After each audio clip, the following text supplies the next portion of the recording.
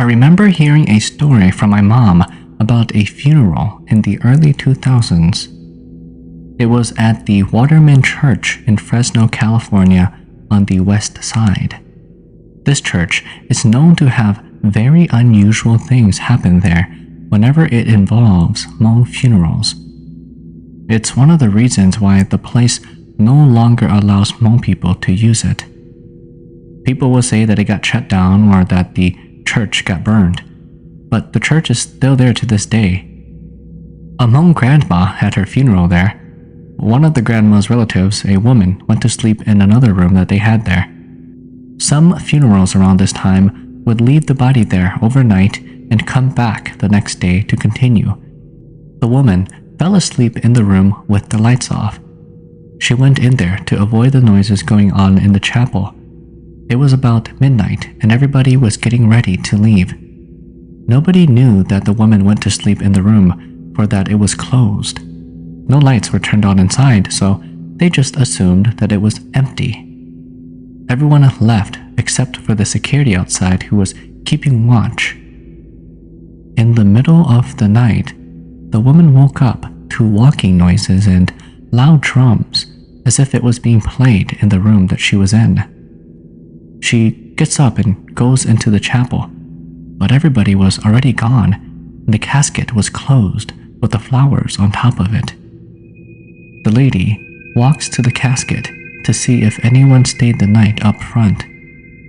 When she got there, she heard little girls laughing, and she saw 3 little girls running out from behind the casket, running around her. She was scared and kept quiet.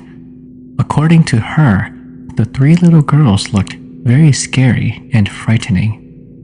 They said that they were hungry and they wanted to eat the cucumber right there.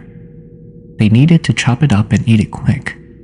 As they got closer to her while running circles around her, she heard the casket door slowly opening. The deceased grandma sat up and looked at them and said, "That is my cucumber. If you slice it up and eat it, I won't forgive you, and I will punish you." After that, the 3 little ghost girls ran out the door. They vanished through the door as they ran. The grandma stared at the woman with a grin and laid back down, and the casket closed after her. The woman said that she was scared, but she was even more scared to see the grandma wake back up. She went outside to meet the security. The security was also the Iron Knight monk security guard in Fresno. She told them what happened and they called her family to come pick her up. She didn't attend the rest of the funeral. No one knows what happened to the woman who experienced this, or if she had any more experiences afterwards. Everyone says that the Waterman Church in Fresno, California is haunted. I believe that it is too. The funerals that have been conducted in there have always been off. I remember parents telling us and other kids and adults not to wander off alone.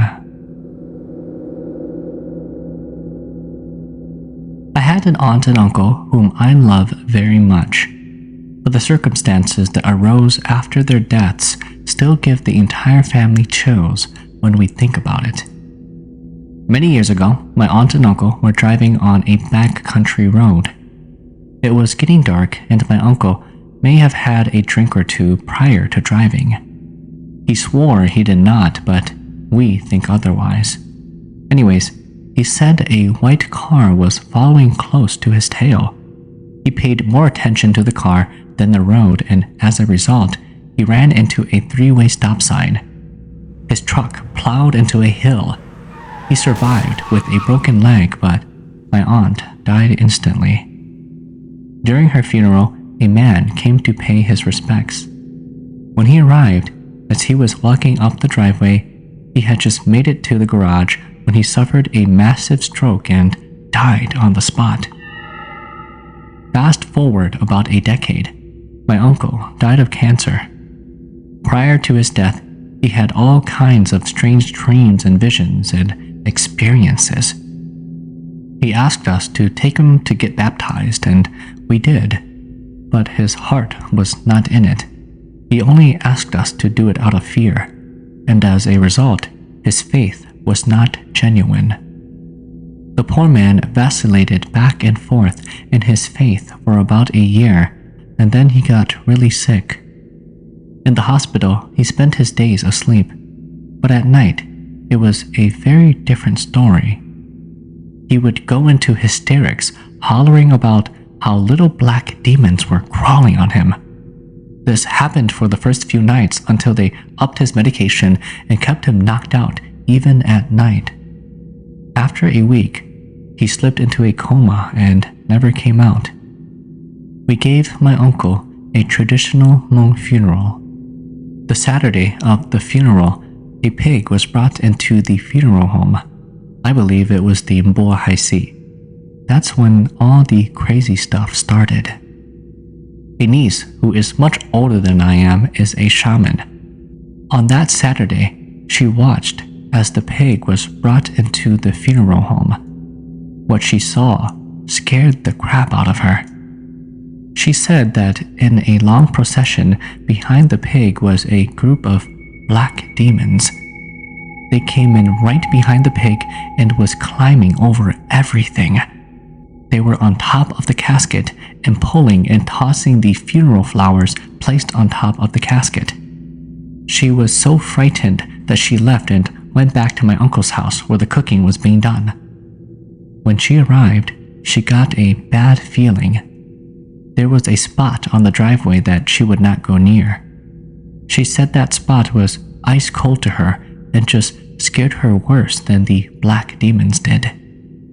She got so scared that she found her husband and they drove back home to St. Paul in that very moment. That night, we closed the funeral home at 11 p.m. due to costs. My friends and family still wanted to stay up in Hmong, so my mom and several other women returned to my uncle's house to cook some pho. The ladies had just started prepping the ingredients. My younger brother also arrived to pick up some people to go sleep at his house. Shortly after, a woman arrived. She was there to pay her respects. She exited the car and walked towards the garage. When she got to the exact spot that gave my niece the chills earlier that day, she suffered a massive stroke. The woman around her screamed. My brother heard the commotion and ran out into the driveway. He pulled out his cell phone and dialed 911. They instructed him to press on her chest. He did so, but he could see that she was not responding. He said that when he saw the urine in her pants, he knew that she was dead. The ambulance came to take her away. Needless to say, everyone was petrified, including my mom and my brother. They are both strong Christians though, and after some time in prayer, my brother was okay. He took some family back to his house. My mom was okay as well, but too shaken up to drive. My sister and sister-in-law came to pick her up. They called me and I went to the hospital to help comfort the family of the poor woman who had just passed away. After all of this, no one felt like eating anymore. Some of the women went to the backyard to clean up. This was where the food was being cooked. Many women reported hearing a woman crying coming from the darkness. They all hurriedly cleaned and went to bed. The next day, tons of people left the funeral out of fear. By the time the burial came, it was just close family. Two side notes to the story. First, on the night of that woman's death, I have another aunt. She claims to have shaman abilities too, but she is a learned shaman, not a chosen shaman. Most of the times when she goes into a trance, she is absolutely nuts. Well, on the night that woman died, my uncle brought a couple of distant cousins back to his house to sleep. They are hardcore OGs who are heavily into the Hmong traditions, so they got along great with my uncle. That night, around 3 a.m., my crazy aunt woke up and started to waneng, jingling her bells and banging her drums and all kinds of crazy crap. She flipped out, saying that the house was full of little black demons and that she needed to get rid of them. It got so bad that she would not stop. The two cousins even got scared. They ended up calling my dad, who went and picked them up at 3 a.m. They usually would never stay at my dad's house since he's a Christian, but on this night they were relieved to finally be able to sleep. Before my uncle died, a Hmong woman who lived in town came to the hospital to stay with the family as we watched over my uncle. She is also a learned shaman. While she was there, she got up to use the bathroom. When she came back, her face changed. She said that she could see little black demons everywhere. She said that there were so many in my uncle's room. However, she revealed that there was one that was bigger and stronger than all of them. She said that she was scared and needed to leave. A few nights later, she became possessed. It was so bad, all of her kids moved out. Even her crazy husband, who encouraged her to become a shaman, got so scared he tried to move in with their Christian daughter. She said no, by the way. The woman would go into a trance and talk in strange voices like the voice of her brother who drowned 20 years ago. The husband took her up to St. Paul and they went from one shaman to another, then from one church to another to try to get her some help. Eventually, her possession subsided enough that they came home. But they immediately put her house up for sale because whatever happened, it unleashed something inside of their house. The kids won't live there anymore, and even the couple moved out and are now living in an apartment. Interested in sharing your stories? Submit them to HmongChronicles@gmail.com or in the description below. Here is the next story. Thank you. I have a cousin who used to own a home that was supposedly haunted by his father-in-law. When my nieces were little, my aunt, his mom, would come over to babysit. One day, while my aunt was napping on the couch, she felt hands touching her. It scared the crap out of her and she took the kids back to her house just down the street. She refused to babysit them there again. My aunt thinks it was the father-in-law mistaking her for his wife, who would also come over to help babysit the kids every once in a while. Another time, my cousin's younger brother came over to drop off some veggies they picked up from the garden. They pulled into the driveway. The younger brother got out and knocked on the door. No answer. He looked to his right and saw an old Hmong man poke his head around the corner. He said hello, but got no answer. The old man pulled his head back and walked away. He then ran to that corner and saw his back as he quickly walked down the side of the house. He followed the man. The man then disappeared around another corner at the end of the side of the house into the backyard. When the younger brother got into the backyard, there was no one there. This happened in broad daylight. His wife was in the van and she saw the old man poke his head around the corner too. They just left the veggies on the porch and quickly left. One weekend, a family member died and my wife and I came into town for the funeral. My wife was pregnant at the time with our first child. We stayed at my cousin's house several times before but knew nothing of these weird events. So my plan was for us to stay at his house for the weekend. He didn't mind. Him and I were tight and our wives got along.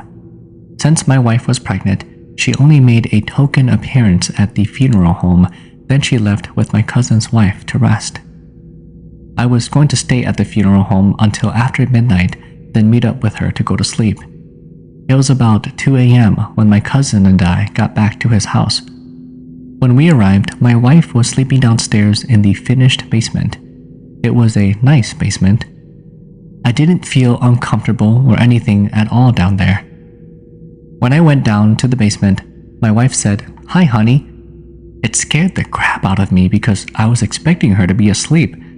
I asked her why she was still awake and she just said that she wanted to wait up for me.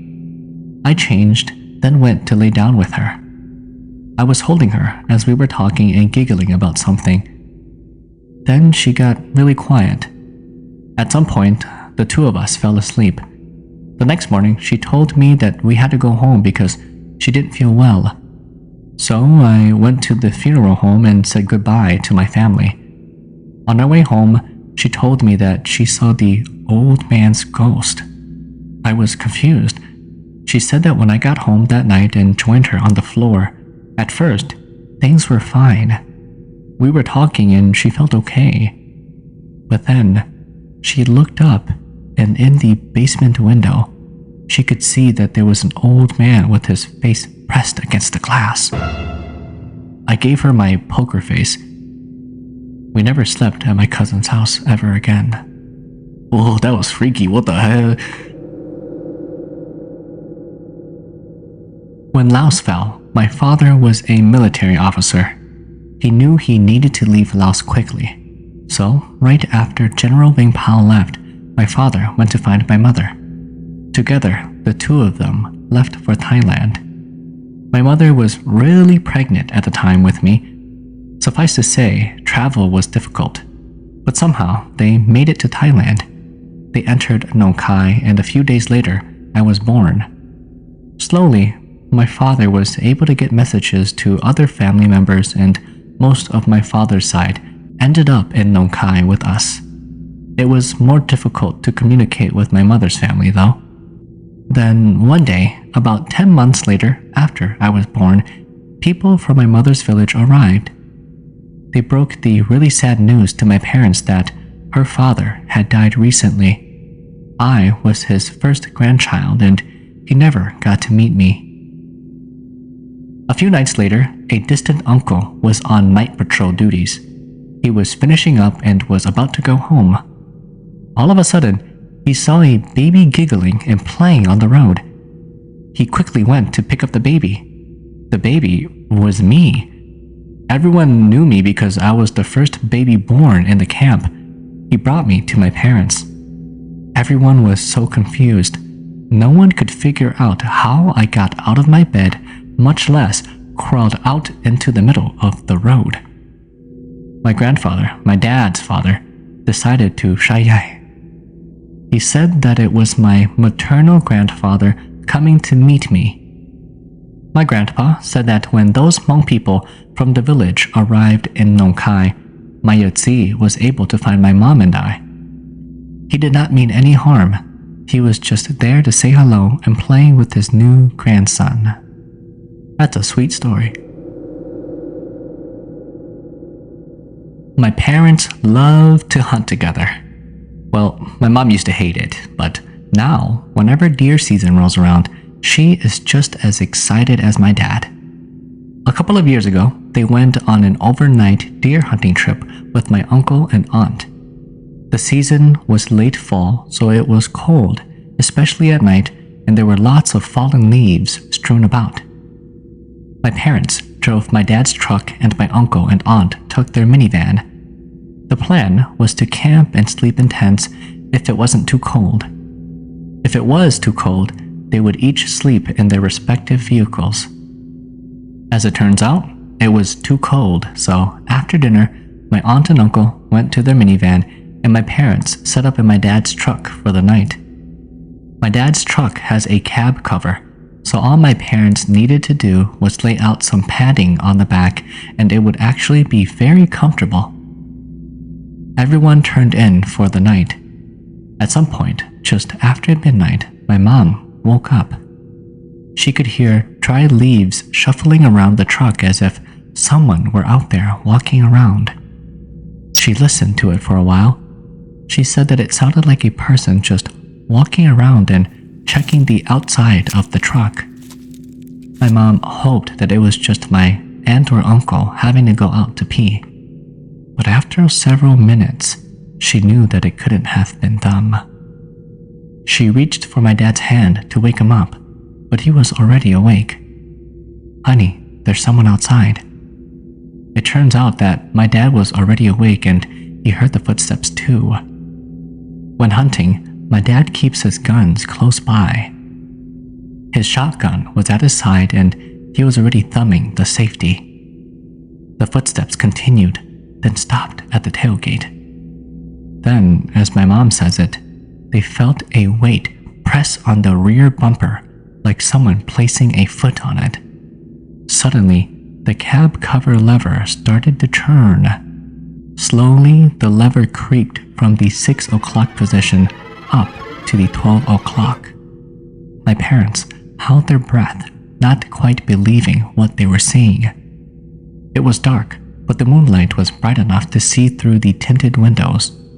There was no shadow, no silhouette, nothing. As soon as my dad got over the shock of seeing the lever turn by itself, he sat up and pointed his shotgun at the rear entry. A large gust of wind hit the truck, followed by silence. My dad quickly opened the cab cover and jumped out the back with his shotgun. He held his breath and listened. Nothing. There was no wind. There were no animal noises. There were no sounds of crunching leaves. Which is strange because you might expect to hear it if someone was running away. My mom got really scared, but my dad said a prayer for them and they eventually fell back asleep. The rest of the night was uneventful. The next morning, they hunted, then went home. When they were back safe and sound, my dad let my mom tell my aunt and uncle what happened. My aunt is a big chicken, and my dad didn't want to scare her witless, following my uncle around with a loaded shotgun. They still hunt at that location, but I think that was the last time they did an overnight trip there.